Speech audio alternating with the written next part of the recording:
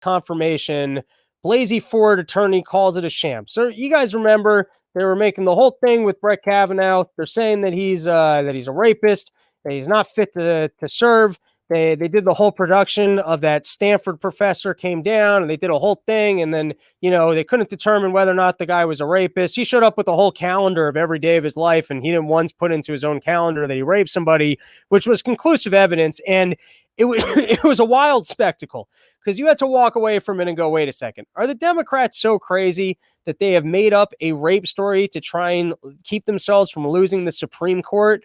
Or is the world so crazy that, like, without evidence, this guy's actually a rapist, but you couldn't prove it. So now he's just on the Supreme. And, like, we all just kind of walked away from it.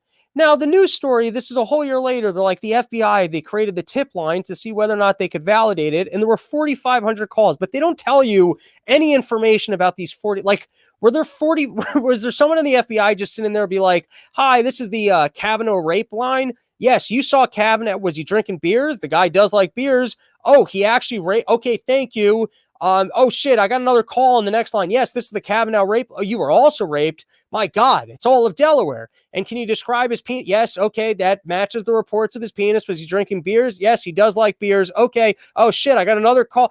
Were there 4,500 people that actually called in to say that this guy was a rapist, and then the FBI just did nothing? They just handed it over to the White House, and then the White House was like, well, we want to get this guy on, so we're like, this is an unqualified report that they're claiming that 4,500 people called into the FBI. And now let's read what the FBI had to say about this, because this is like the same move as Fauci. Ready for this? The FBI's function is purely fact-finding, Tyson said.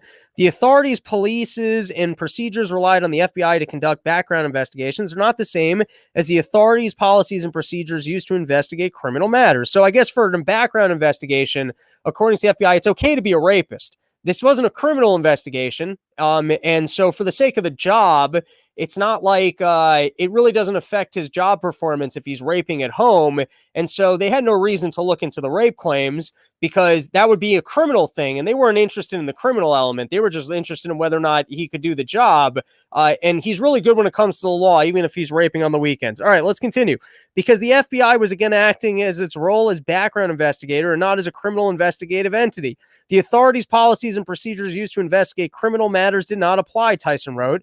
The FBI completed the limited inquiries on October 4th, 2018, and provided the results requested in the White House. So I love it that the FBI is like, listen, we can't investigate. It's like you're the Federal Bureau of Investigation. Like, how is that not your job to investigate?